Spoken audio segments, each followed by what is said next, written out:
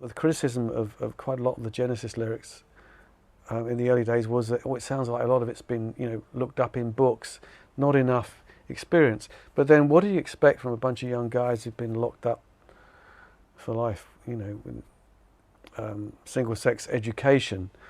So I think over time, I found personally that I would get more of my life into the songwriting. So a track like Every Day, for instance, was all about my first girlfriend and her drug habit. So I was trying to draw from life, the idea of can you light a fire in winter's face, the opening line. I was thinking, no matter what I do, it's a sinking ship. She's still going to take these drugs and she's still going to go further and further down. So I was drawing from life, and in a way, that sadness helped to fund it quite a lot. So, to be really happy, very often you can come out with a very bland lyric if you're saying everything's great and wonderful, but then, sometimes if there's a great problem that you're dealing with lyrically, like, for instance, so many years later, Fire on the Moon, which was about me having the equivalent of a nervous breakdown when I was about to get divorced and consequently through the divorce, and I was really, really depressed. To have to go through that and have to admit that that was an outmoded and outworn way of life, and that relationship had ended up just completely destroying me in a way. So I decided to stick in song what it felt like, and it felt like the ground giving way beneath my feet. It felt like I was hanging on by my fingertips. Black clouds descending. Yeah, it's depression. It's sadness. It's all those things that I thought, I mustn't ever show melancholy, stiff upper lip. And in the end, I thought, no. Be honest. Draw on what's going on in your life. And I think as a young writer, you can't do that.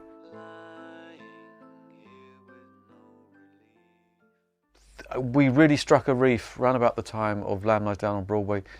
Pete left the band, decided he didn't want to do that anymore. He wanted to work with William Friedkin, who had a huge hit film with The Exorcist. He was interested in Pete writing a screenplay for it. I think we became less of a cooperative for a short time. We started crediting tracks to individuals rather than to the whole band.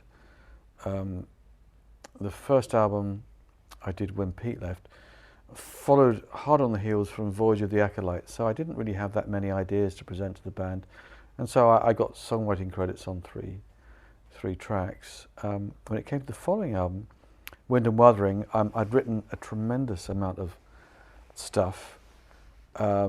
Much of what got used on Please Don't Touch, the album that was after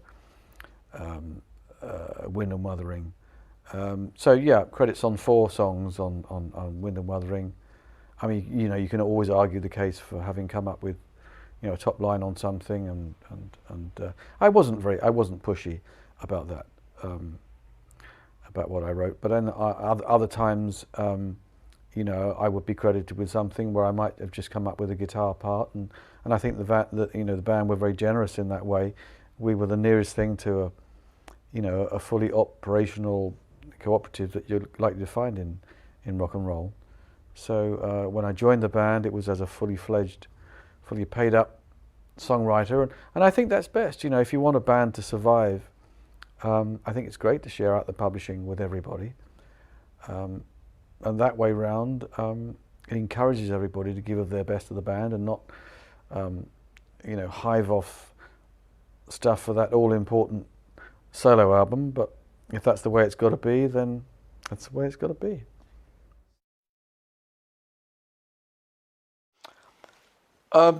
Really, the reason for doing Genesis Revisited was the idea of not only trying to get all those early songs in time and in tune, but also to do enlargements of them.